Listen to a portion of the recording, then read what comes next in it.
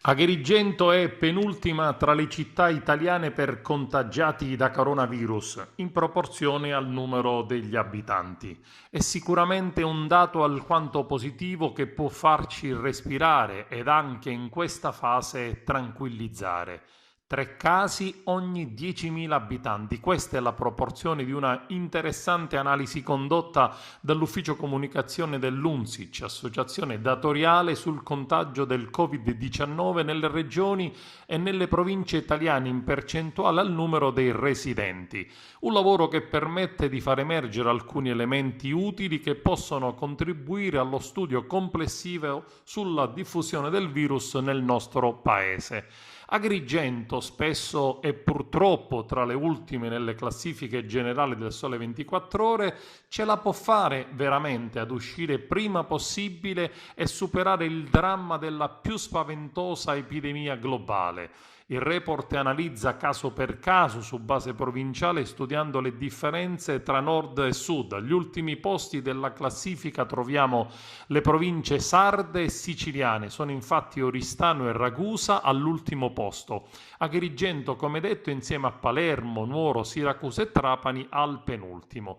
Dati che potrebbero indurre gli scienziati a pensare che alle misure di contenimento pesanti previste possano influire le condizioni climatiche ed ambientali. Spulciando i dati emerge un altro fattore. Non è la Lombardia la regione maggiormente falcidiata, ma la Val d'Aosta con il più alto tasso di contagiati in base al numero dei residenti. A 70 contagiati ogni 10.000 abitanti.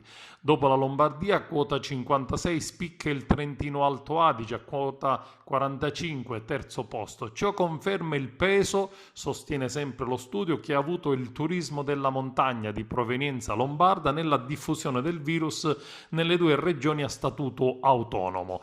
Lo spaccato che esce fuori è una Italia divisa tra nord e sud. Analizzando i numeri dei contagiati, la Lombardia da sola ne conta oltre un terzo del totale nazionale, seguita da Emilia-Romagna, Piemonte e Veneto. E queste 4 regioni hanno oltre 2/3 di tutti i contagiati a livello nazionale, naturalmente in proporzione al numero di abitanti. Se la regione lombarda ha 56 contagiati ogni 10.000 residenti, l'Emilia-Romagna ne ha 43, il Piemonte 35 e il Veneto 27. Le regioni meno contagiate presentano numeri diametralmente opposti: meno di 5 per Calabria e Sicilia, la Basilicata 5 e mezzo, la Campania intorno a 6, la Puglia a 7 e il Molise a 8. Si tratta naturalmente di un'analisi interessante che può far riflettere meglio lo studio e la diffusione del virus nel mondo e soprattutto nel nostro paese.